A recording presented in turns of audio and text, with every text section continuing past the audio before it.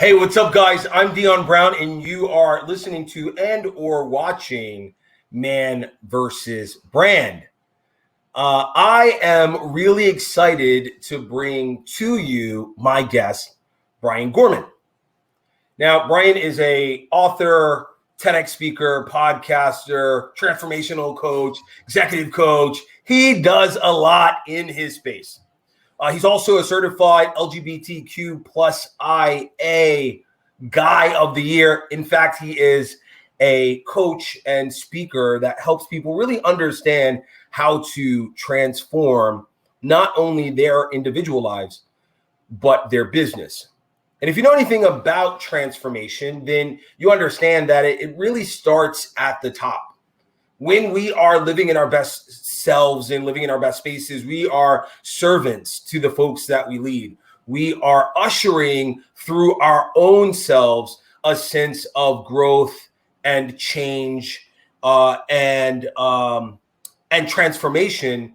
And through that, we then touch and impress upon the lives of the folks that we're in relationship with. Now, that can be family, that can be coworkers, that can be team members, that can be staff, right? When we are the change that we want in our organizations, in our families, in our networks, then our networks thereby change. What also happens is that if our network seems to be, or our family seems to be, or our business seems to be so resistant to that change, we have to question what our change looks like for them. Sometimes what we display is not what we necessarily intend. Has anyone ever been with a leader, a thought person, a CEO, a team leader, and they're reading the book of the day, and the book of the day is so transformative that they change the policies, and everyone is now shifting to meet up with what that person's new ideology is? Listen, I had someone who I worked under who read Miracle Morning, and I was up at 4 a.m. for no reason. Sometimes change can be a little tricky. So I want to talk to Brian about a few things. One, I want to talk to him about what the future of business looks like. Two, we're going to talk to him about what does transformation look like. And three, how do we as leaders create spaces that are inclusive for the people that we want to work with? We want talent from every spectrum. We want talent from minorities. We want talent in different genders. We want talent from different sexual orientations and abilities. How do we empower our companies, our folks, our network to make sure that we're being as inclusive as possible? So listen, if you want to have a talk that is not only focused on Brian and what he has to bring, but also on those 3 points, right? The future of business, what's transformational leadership, and how do we create inclusive spaces, then this is going to be the episode for you guys. I am so excited to bring you Brian. Brian, why don't you introduce yourself to the audience? Thank you, Dion. It is great to be here. I'm hoping we have a couple days for this conversation because these topics are big. We have 52 minutes exactly. No, I'm kidding. Okay. Kidding. All right, guys, listen. By the way, we're bringing this to you. You probably will see this on another day. We're bringing this to you on a Saturday. So Brian and I are really, really excited to bring you this material. We're bringing to you on the day that we have available to do it. So sit in and let's link into this conversation. So Brian, let's talk about the opener, right? Like, where do you see business going? As someone who is spending a lot of time with executives, a lot of times talking to people about transformation, about growth, about progress, what do you see as the future of business? Where are we going? Well, I'm going to go back to March of 2020, Dion. On March 30th or March 31st of 2020, a colleague and I were approved for the trademark on 4-day work week. Unfortunately, COVID arrived a little bit before the trademark approval, and so any efforts that we were going to be putting into that were delayed. But the reason we went for that trademark was the recognition that what Douglas McGregor had talked about with Theory Y, what Peter Drucker had talked about with the difference between the industrial age workplace and the information age, digital workspace, these things were striving to come to fruition. COVID became the catalyst. People learned that there was a different way of living, of blending work with their lives, not just trying to balance them. People and organizations learned that work in many cases could be done anytime from anywhere. And so when the call came out that it's time to come back to the office, we saw a rebellion. We literally saw a rebellion with, and I forget whether it was Google or Microsoft or Facebook, where the CEO proudly announced that you're only going to have to come back to the office 3 days a week. And the employees said, wait, you never asked us. You never asked us. People were saying, if you trusted me to work from home for the last 2 years, why don't you trust me to continue doing so? And so we experienced what became known as the Great Reshuffling or the Great Resignation. Research at that time showed that there was such a disconnect between what employers thought was important to their people and what people felt was important. And so I really believe that we are on the verge of a transformation in the future of work as significant as we saw in the Industrial Revolution. My own sense of where we're going is the equivalent of an agrarian age model, where work occurs from anywhere at any time in ways that meet the needs of the organization, the customers or the clients, and the workers. So interesting that you bring this up, because for a very long time, at least maybe circa 2017, 18, at least for me, I kept hearing, we're in the information age. The industrial age was the largest era that happened. We're in the information age. And unfortunately, as predictive as it sounded, the idea was that we were already in this period of time, right? So there's a little bit of a mix between we are in the information age, but all of the indicators of the information age hadn't quite landed, I think, the way that a lot of the advocates for this change of age sort of explained, right? And I think, to your point, it wasn't until COVID that I think it sort of landed, oh, we're in a very different time period than we were before, right? This idea of factory, this idea of mass production, this idea of having to work in assembly, right? Like to be a sort of one unit in force, changed to something that felt a little bit, you and I spoke about this earlier, a little bit more gig oriented, right? Folks were going out there and creating opportunities for themselves. They were piecing together this part of their vocation with this side job, with this thing that they were doing, and putting it together to create a livable, sustainable economy of one, right? The economy of self, right? Where folks were like, I am my own economy. I'm going to find my own gigs. I'm going to make my own money. You also saw this clear proliferation of like the individual trader. And this is sort of probably outside the scope, but you saw more people being like, I'm going to make money on my own way. I'm going to invest money in my own way. And I'm going to figure this thing out for myself, right? Where I think before there was this need for businesses, corporations, money management folks. I'm not saying money management folks aren't important, but you just saw this change where people were like, I'm going to self-advocate, right? Now, the concern, for me at least, right, and just hearing what you said, is what happens when the line between consumer and provider, or consumer and seller, or consumer and service person becomes so blurred that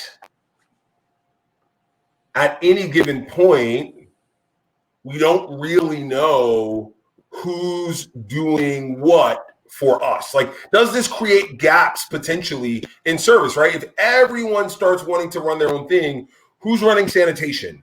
Who's helping us at the DMV, right? Like, when it becomes so blurred that there aren't these kind of these sort of staple foundation career paths that people actually want to follow, right? Because they're going to be there. Maybe folks don't want to follow those paths. What happens when we're just all about consumerism and providing a service, and those foundational kind of landmarks of maybe the industrial age, maybe of just how we've come to understand life, aren't really the jobs that folks want anymore? My own perception of this, Dan, is that's not something we have to worry about. Okay. And I want to put that in perspective of what some of my clients are doing right now. I've got manufacturing clients who are bringing career counselors into the factory. And they're saying employees don't graduate from high school or trade school coming into a factory and thinking that's where they're going to retire anymore. I'm working with a global company right now who is just launching a program to move blue collar workers, hourly workers, into professional positions. And part of what they've done in setting this program up is strip away the requirement that you need a college degree. They're training the mentors for these people. They're training the supervisors for those people. They're providing coaching for these individuals who are moving into professional positions on establishing your brand, on creating the networks you need for success, so forth and so on. I'm working with a centuries-old industry where they are literally working to move from a command and control model that has been in place for hundreds of years to a place where I'm working with supervisors who say, I need to learn how to accept upward feedback. So not everybody wants to work for themselves. Everybody does want to find purpose in their work and does want to feel valued by those they're working for. Absolutely, 100% agree with you. I think, though, we're also talking about scale, right? And so I think the scale of individuals who want to work for themselves is rapidly rising, right? Like this, we're in an era where entrepreneurship is not just about being in the digital space. It's very much about being in the social space. It's very much about being in the platform space, right? You have this sort of proliferation of folks who really can just create something on the fly, sell it directly to folks, whether it's on Instagram, TikTok, Facebook, any of the social apps. You have folks that are flying to places like OnlyFans. You have folks that are completely engaged in just developing their sense of logistical fulfillment work. Like they're creating Amazon fulfillment independent centers to kind of get things moving, right? And so I agree with you in the fact that I think not everyone wants to do it, but I do think that in scale, more and more people do want to do it. And eventually, which is the point that I was headed to, I think there might come a tipping point where in general, folks are less interested in the more traditional, longer term career paths like working at the DMV where, the idea is that you work for X amount of years and then retire, right? You have less people interested in that. And so what happens to those roles when less and less people, as we move toward this future, to this gig economy future, are less interested in occupying those roles, because those roles, to your point, currently don't maybe fulfill the need of purpose, intent in their lives. But in the future, they just don't make that much. I can make more on Instagram, like selling these t-shirts, than I can make in your factory. So what makes me want a factory job versus to do this thing on my own? I don't have the answer.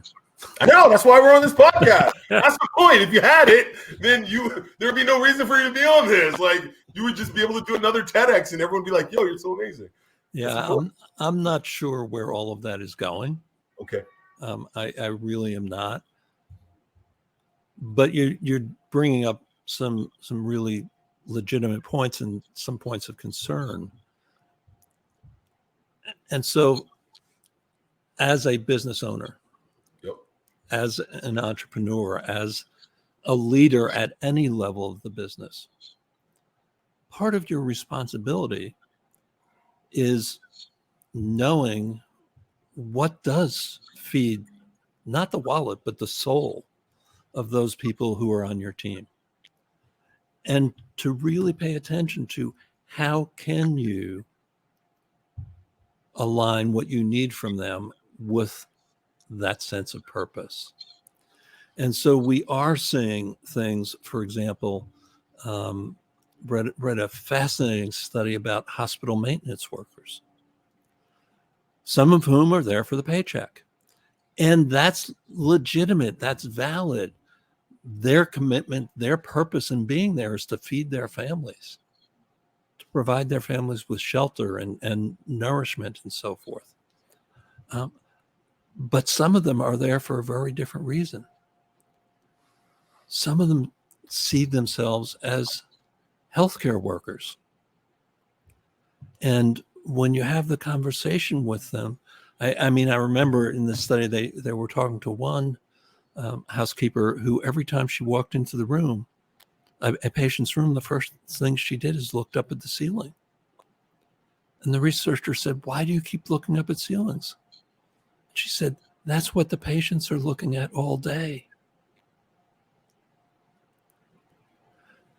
Another who completed her housekeeping duties as quickly as she could so that she could spend time with patients who didn't have visitors. So part of this is we all seek meaning in different ways and can find different meanings in the same work. So absolutely. I emphatically agree. I think that there tends to be a sort of misunderstanding with roles in the workforce and the people that are behind the roles, right? I think that as we start to go more granular into the roles of a company, the things that ultimately are the infrastructure, the things that keep the buildings up, right? So that would be like your doormen, sanitation, janitors, assistants, right? I think in general, the world sort of looks them over as kind of these expendable resources, right? Uneducated expendable resources. And we know that behind every person, there's a family, a story, a lived experience that is valuable and important, if for no other reason than the fact that someone has to occupy these roles, right? It's not as if like you need infrastructure, right? Like, and so when we begin to value those that provide it, I think that not only do we get a better sense of the health and vital signs of our business, right? Because those people are typically unseen. And so they tend to have the most information, right? Like if I ever want to know what's going on in a company, I talk to the doorman. Doorman knows everything. Doorman sees everyone, sees packages, overhears conversations. Like the doorman is the guy, right? reception, right? Reception is the person, right? Folks tend to just look at them as the doorkeeper between them and an appointment, when that person is in fact a human being that has feelings and hopes and dreams and wants to be engaged on some level. So speaking of this idea of transforming staff and taking folks from working from a place of I'm just going to do this. This is habit. This is, what I've signed up for, to taking folks into a place where they're moving with intent. They're moving with direction. They have mission. They are able to determine whether their activities are in alignment with their purpose. Right. Once we start to move people in that direction, we are in fact talking about transformation, which is point 2. So talk to me about, and we're only 21 minutes in. Talk to me about transformation. Like when you discuss transformation, specifically about transformation in terms of leadership, workforce, management, individuals, what are we in fact talking about? So very briefly, my career, I spent much of my career in the field that's now known as organizational change management. And it's a total misnomer. Organizations don't change. People don't change. You don't transform an organization. The people in the organization transform. And in that way, the organization transforms. It begins with a clear sense of the future, as much as you can know. And I'm going to give you a few examples in just a moment, but where I begin with my clients, whether it's a corporate leader or whether it's a solopreneur, is with the question, what makes your heart sing? What is it that you are so passionate about that when you're doing this, everything else falls away? Time disappears. You don't hear the ambulances in the street or go and check your email. What is it that you want to be doing and singing along with your heart? From there, what we need to do is create a story. So wait, pause it story. If you ever heard the podcast, I'm good for interrupting. All right. So how many folks, when you tell them, like, we start with that first question of what makes your heart sing, that they actually have an answer for that? How many folks do you have to sort of do some digging to sort of uncover what that thing is? For folks that are listening, maybe they're hearing it and they're like, I don't know what makes my heart sing, right? How many folks, just sort of get it, maybe a percentage, and then what's the conversation when you're digging in with the folks who don't have an immediate answer? What's that conversation like to get them to the point where they start to uncover what makes their heart sing? I would say, Dion, that probably 75% of my clients have some sense of that answer. Okay. And then some of them can grab it pretty quickly. And some, I've worked with clients who have really struggled with it for months. Got it. But the conversation really is what I was talking about after I introduced what makes your heart sing, which is, what kinds of things are you doing where the time goes away? Got it. Where disruption goes away. It may be pottery. It may be building ship models or needlepoint. We love living in the city, man. I'm a New Yorker, so it happens. We're good. The podcast used to it. Don't worry about it. Okay. And given today's temperature, I have to have the windows open. No worries. But really helping part of my role as a coach is helping people find that. That's the first step, because if I don't know what brings me joy, then anything I do is liable to take me in the wrong direction. Got it. Okay. Thank you. Coming back to story. The human mind is not a logic processor. It's a story processor. As human beings, we had story before we had language. We drew story on cave walls, on animal hides, in the dirt. Our minds are story processors. And one of the things that neuroscience now tells us is that our mind processes story the same as the lived event. And so when I'm working with my clients, we're creating a story not about the future.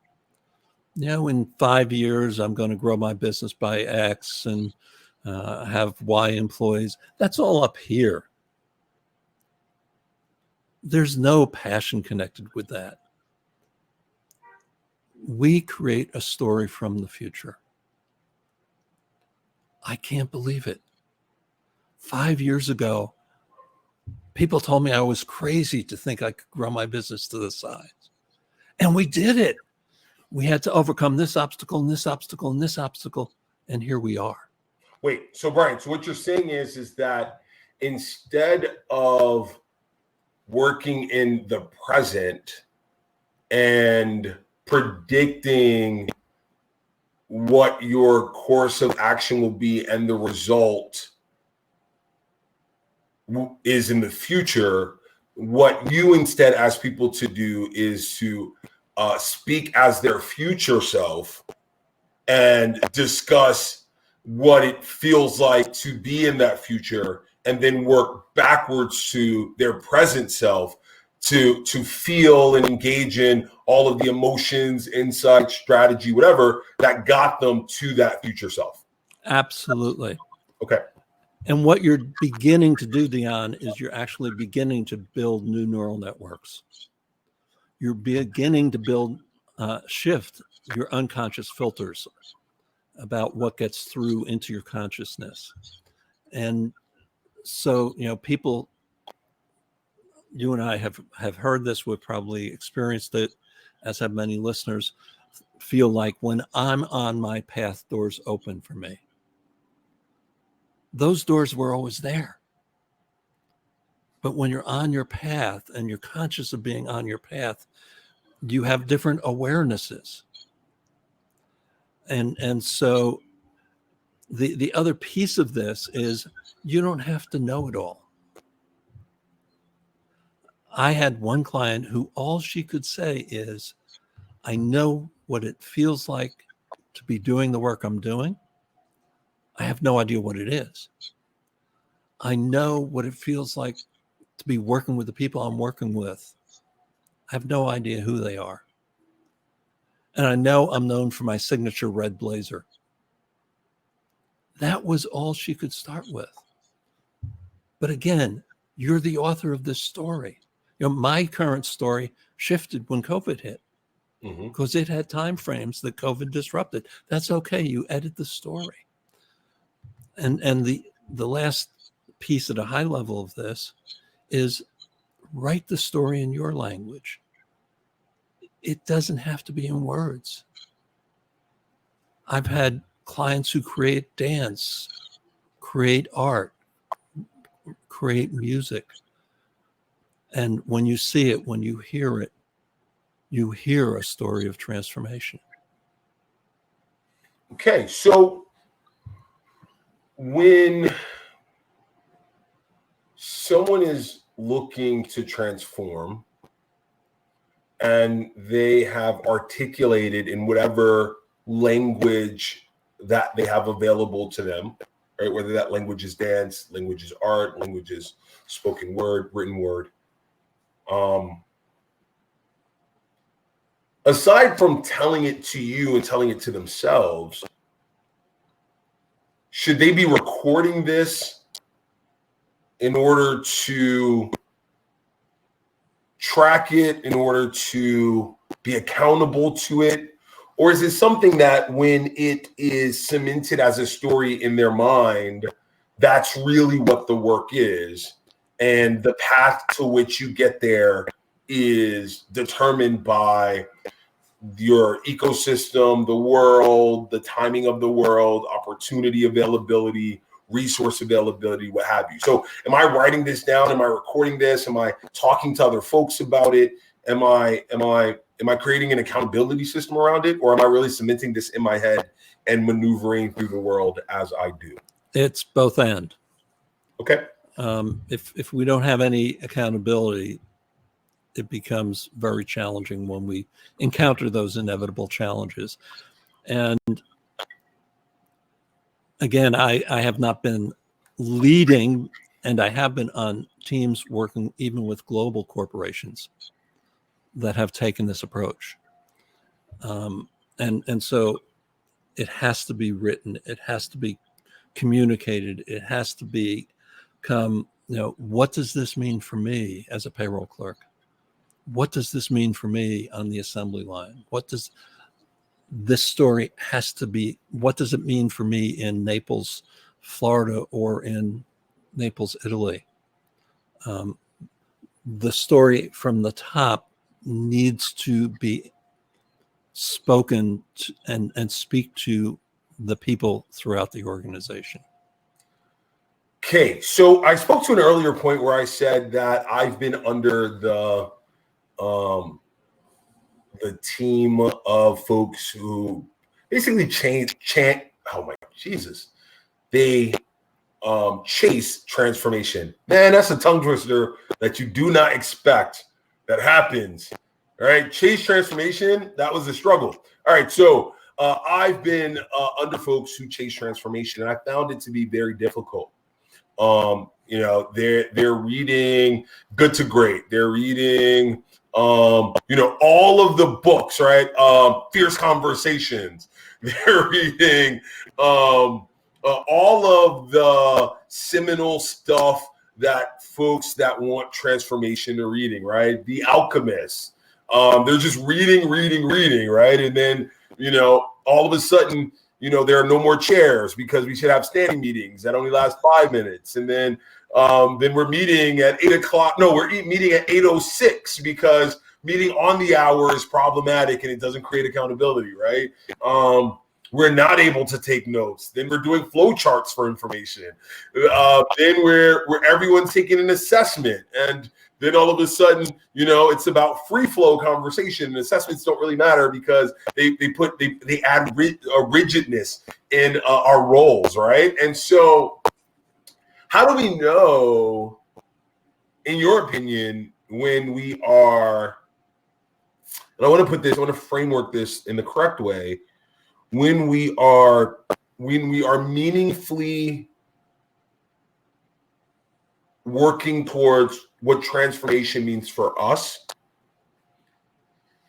and by extension for our companies, our families, our networks, our teams, whatever that looks like, and when we are trying to find transformation, and in doing so, we create disharmony, and confusion in those things that by extension we seek to help. So I want to bring a couple of different pieces to this answer. And first one I want to introduce is Joseph Campbell's hero's journey. Okay. Campbell, for those who aren't familiar with him, was a mythologist and a psychologist in the mid-20th century. And at some point, his research sounded something like this. Is there a pattern to creation myths across culture and over time? Is there a pattern to coming of age myths across culture and over time, and so forth? And what Campbell came up with is there's one pattern to all myth. Mm-hmm. And he called it the hero's journey. And what came out of his research, and I'm not sure if I'm quoting or paraphrasing him here, is that while we approach every change as if it's unique and unpredictable, it's not. We take the same change journey over and over and over again.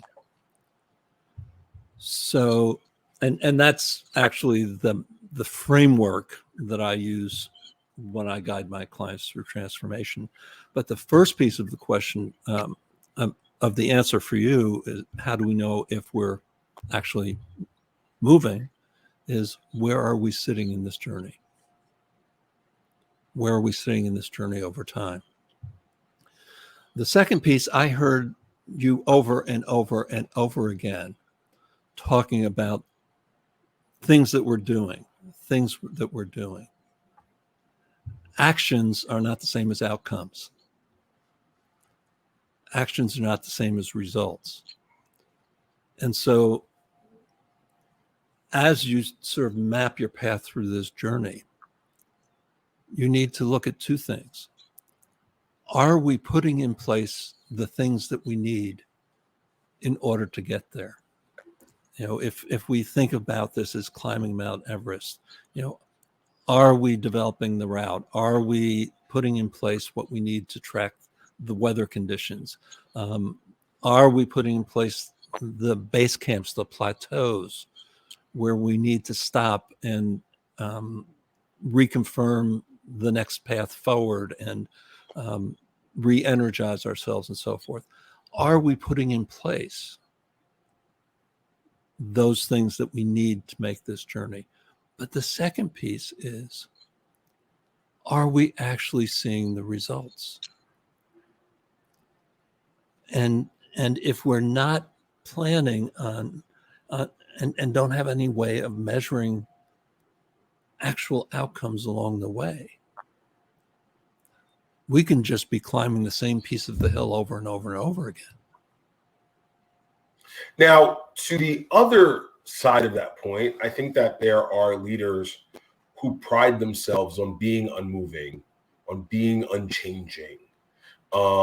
In my experience, they tend to be more like I came from accounting, financial, legal spaces, like the leaders that are sort of that start out in those spaces where there's a very linear thought progression to their work. And now that they're in leadership, they tend to not deviate from traditional ways of thinking. And for them, scale is just a matter of replicating the same actions and having more of that, right? Like, it's not about shifting in order to grow. It's just about doing more of something. So how, if I'm a person that is really, really comfortable and find my strength in routine, find my happiness in understanding pre-existing structure and thriving in that, how do I access transformation? Because maybe transformation to me seems scary because it potentially moves me out of what I understand to be comfortable and successful, and I'm unsure of what sits on the other side of that change. So I want to start with a couple of examples of the people that you are talking about. Okay. As the call to come back to work surfaced after COVID, or it wasn't after COVID, but Jamie Dimon, Chairman, CEO of Citibank, no, I'm sorry, JP Morgan Chase, said people need to come back to the office. People don't hustle from home. I don't care if people don't like the commute. We need them back in the office. People do hustle from home. People don't hustle when they have no passion for what you're asking them to hustle about. The CEO of Goldman Sachs said, work from home is an aberration, after people had been successfully doing it for 2 years. The head of Barclays Bank said, who knew I could run my bank from my kitchen table? The difference is mindset. Yeah. The difference is mindset. Change is uncomfortable. Big change is big uncomfortable. You can choose to not change. The world around you is going to continue to change, which means your relationship to the world around you is going to change even more if you're not changing. Awesome. That segues us into our third point, right? Which is about the world changing and being prepared and embracing and a strong advocate and ally for that change.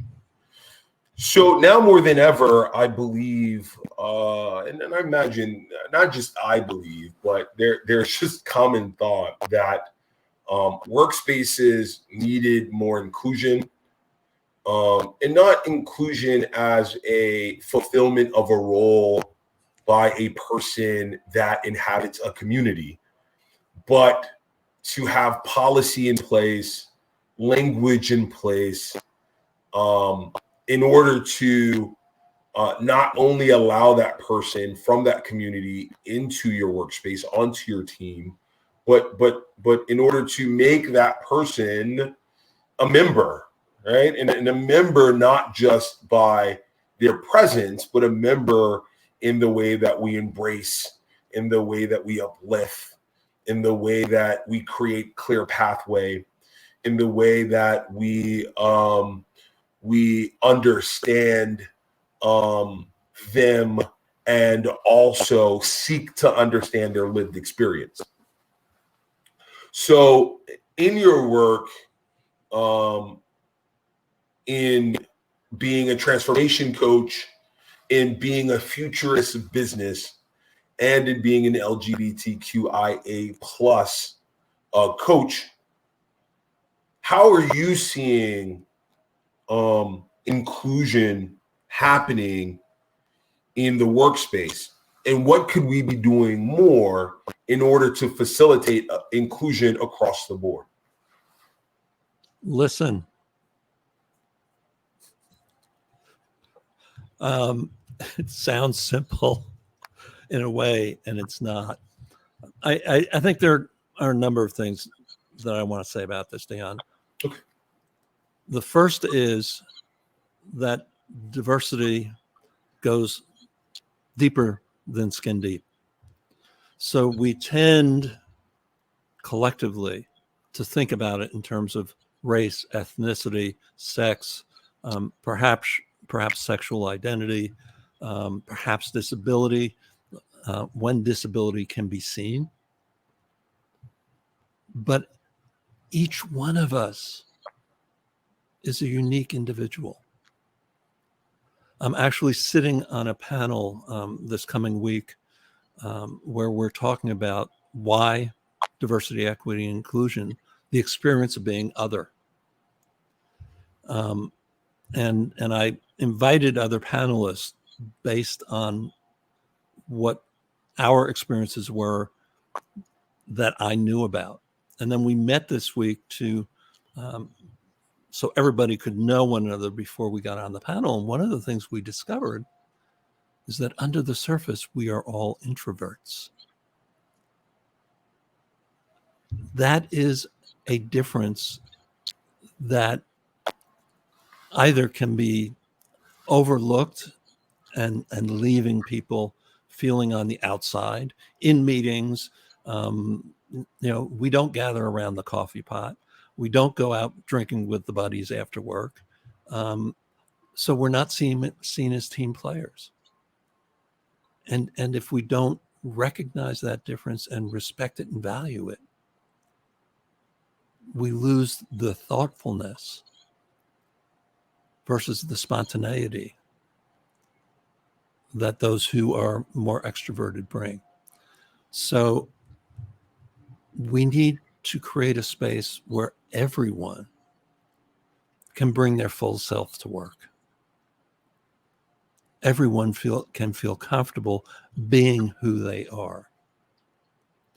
One of the panelists, when I was talking to her, said, when I was younger, people used to say, you should be more like Dion. You should be more like Brian. What they were really telling me is I should be less like myself.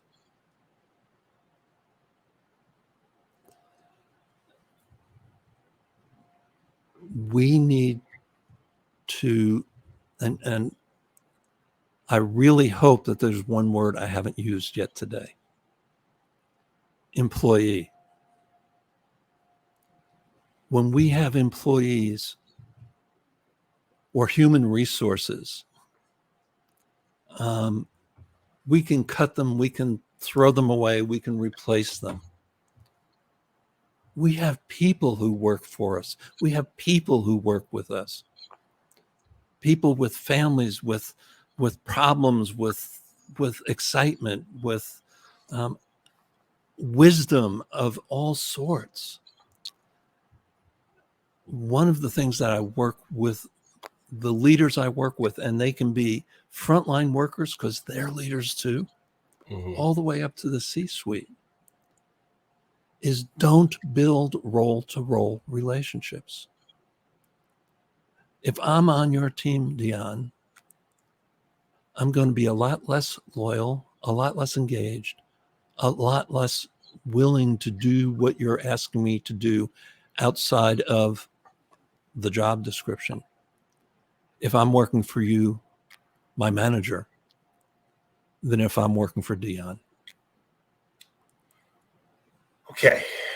So there's two things in what I've heard that I sort of want to discuss, because I hit the intersection of a few lived experiences. And while I do 100% agree with you that the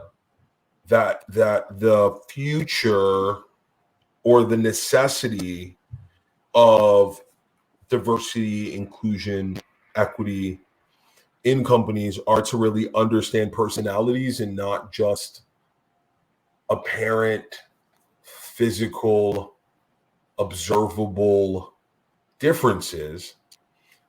I will say that I don't know. I believe that we still have a while to go to dismantle the obvious stuff first before we get into no more personal stuff, right? No disagreement with that one. Yeah, I think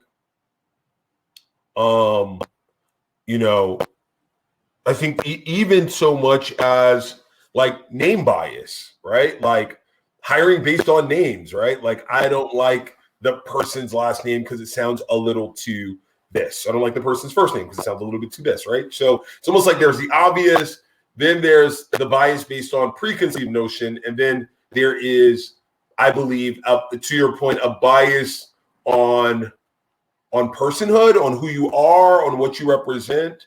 I've been in spaces where folks had conversations with me that I think they wouldn't have if they really got to know me, right? Like if you actually spend some time got to know me, you would understand how problematic this conversation was. And their reaction to me saying, well, this conversation is problematic, was to make the problem me versus the conversation, right? Like, well, right. And which leads me to my next point, which is it takes a lot of maturity for someone to work for. It takes a lot of maturity for someone who has a team or business under them to connect person to person if you don't really understand how you show up in the world, right? It takes a mature person to be like, hey, I can be this way. I can do this. I need to change that. I need to be a little softer in these spaces so that people can connect to me, because it's easier by default to connect to a role. I'm a CEO. You're director. We have established lines of communication. We have established lines of protocol. We understand where there is power dynamic at play, right? For someone who maybe isn't mature, It could lead to miscommunications, misunderstandings.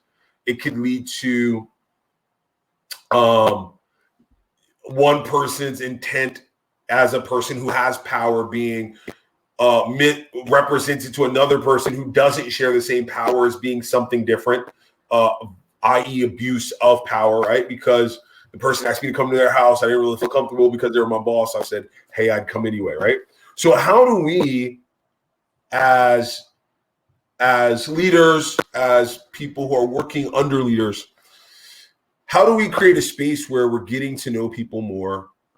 We are telling ourselves new stories about the ways that we can engage with our team, with our companies, with our network. And not only how do we do that, but how do we ensure that we've reached a level of maturity that should allow for that? Where the role to role isn't protecting two people, but really a barrier for connection between those two people. How do we know? I think it starts with intent. Okay. Give you one example. Again, working in a very old industry, virtually all of the workers are blue collar. And the leader that I'm working with gets moved from one region to another. Instead of going to different locations and saying, I'm the division manager, or whatever the title is, he walks in and says, hi, I'm Sam. What's happening? How's your day like?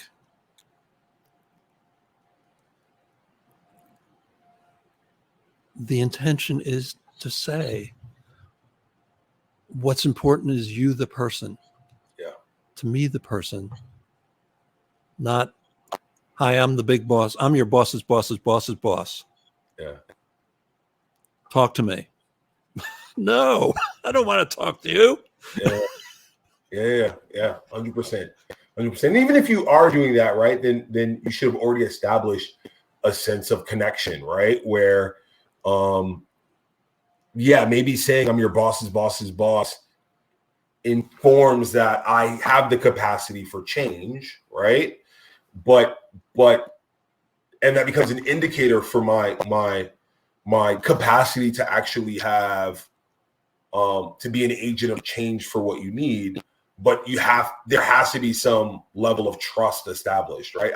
We have to trust each other that not only am I listening and with, like, to your earlier point around listen, right? I'm asking questions to hear you, not just for you to talk to me, right? So I'm listening to hear you, and you have to trust that I'm there to hear you without bias, without repercussion.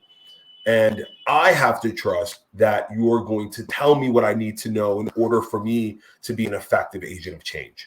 And so to establish that bridge of trust, it very well may need to be that I'm introducing myself as a person and connecting to you as a person first, as opposed to creating the barriers and walls that sit around roles.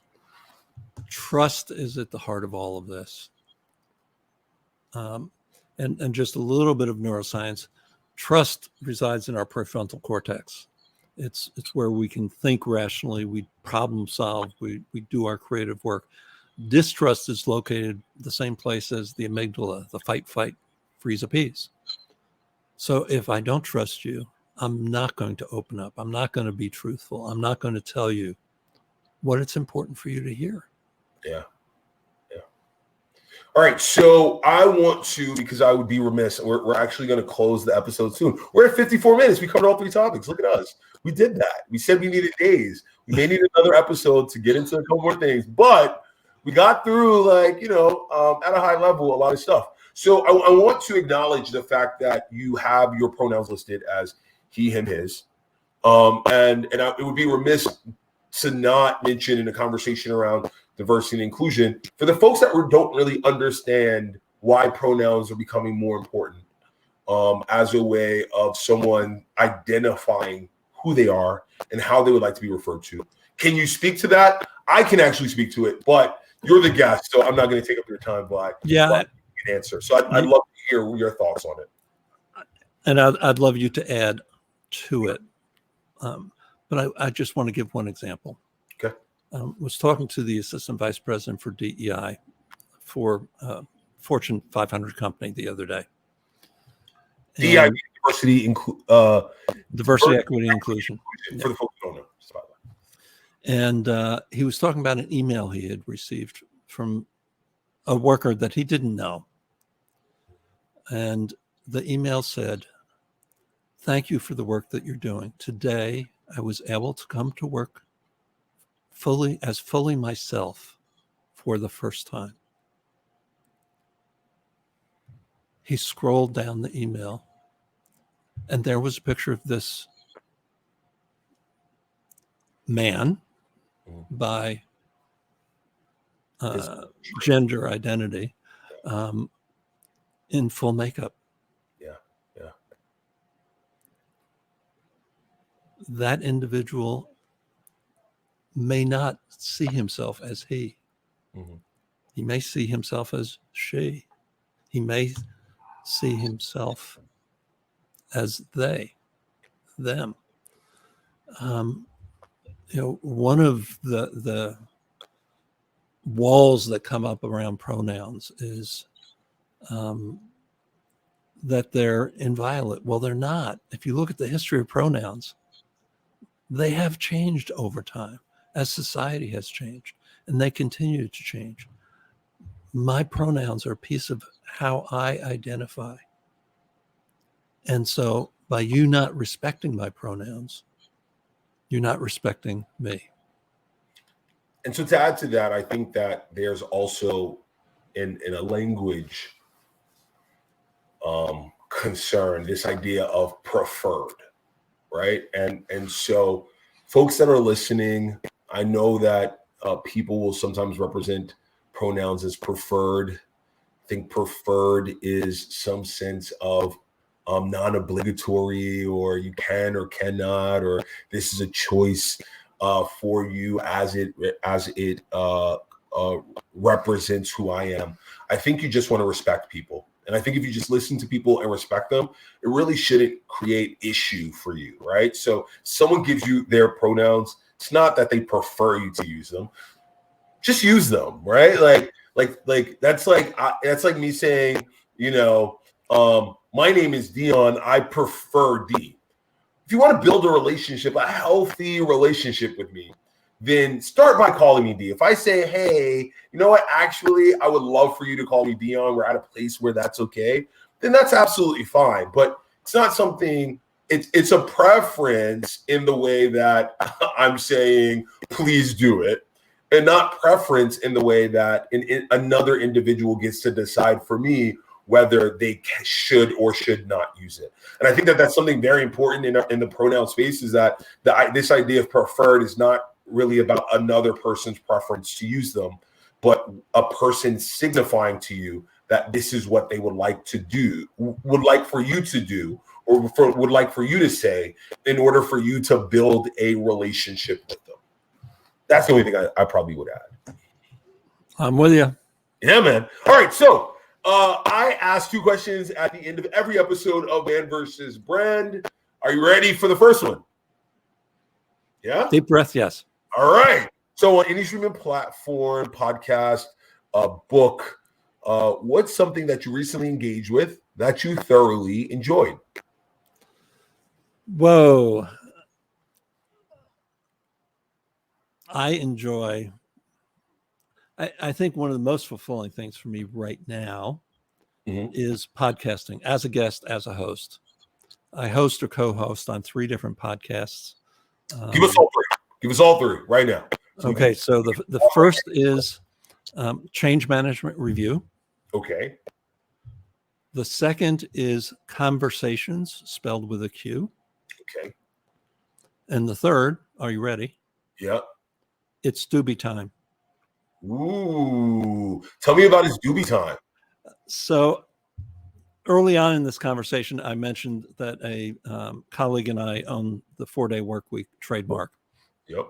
And first of all, we use that not in a literal 4 days, but in a how do you get the same amount of work done, the same results or better while putting in less hours. Got it. So Tony focuses on who you need to be to make that, or I'm sorry, what you need to do to make that happen.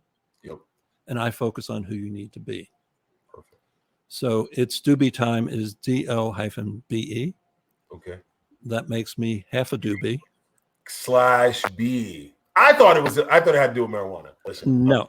People do. That makes me half a doobie, and exactly. And we know when times are tough in business, it's doobie time. Yeah, you have to focus on both the doing and the being. So what's a podcast that you don't host on that you really like? Give me a recommendation. What do you listen to? Like, is there a podcast that you listen to or YouTube channel that you watch that you thoroughly kind of enjoy? Much more on the podcasting side. Yeah. One of my favorites is Greg McKeown, the author of, first of all, his first book was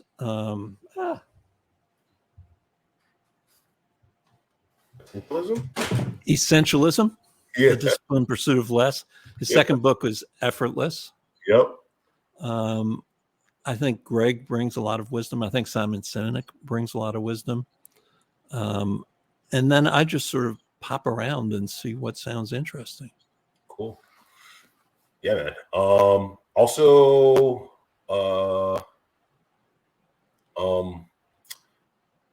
and I'm writing a book.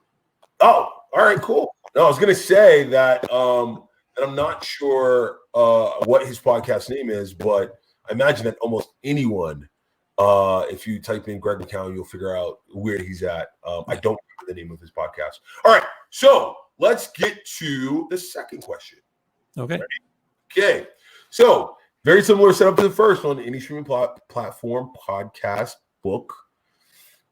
What's something that you thoroughly enjoy that people that know you may not necessarily think you do, right? So what's something that you enjoy, like a genre, a topic that you thoroughly like that may not be top of mind in people that know you for you? So I read a lot. Okay. And I read somewhat diversely in the world of nonfiction. Okay. In the world of fiction, my focus tends to be Jeffrey Deaver. Okay. If you don't know Jeffrey Deaver, you know one of his books that was turned into a movie, The Bone Collector. Ooh, I love The Bone Collector.